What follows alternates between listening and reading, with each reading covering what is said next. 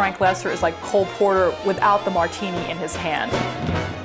Frank was a knockabout street guy, but he was the best of all of the knockabout street guys. Flamboyant, loud, brassy, New York, Jewish. The image of Frank with the Camel cigarette and the glass of scotch in the other hand was not a made-up image. I mean, that was Frank.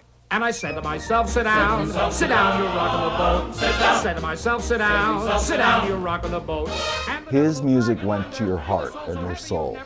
His music went to what became part of you emotionally. Sit down, you're rocking, sit down, you're rocking the boat. Sit down, you're rocking the boat.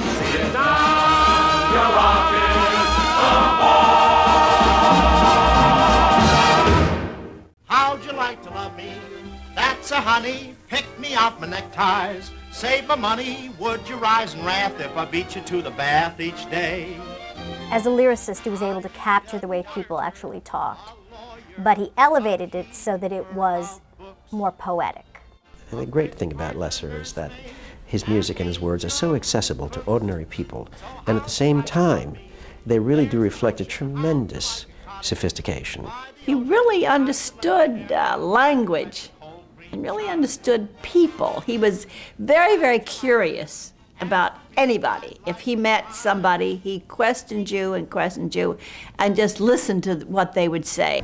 He says murder, he says. Every time we're kids, he says murder, he says. At a time like this, he says murder, he says. Is that the language of love? He's very aware of the idiosyncratic speech of his characters, and that's one of the things that makes his lyrics come to life and make you believe that this is actually the characters speaking and not a writer putting words in their mouths.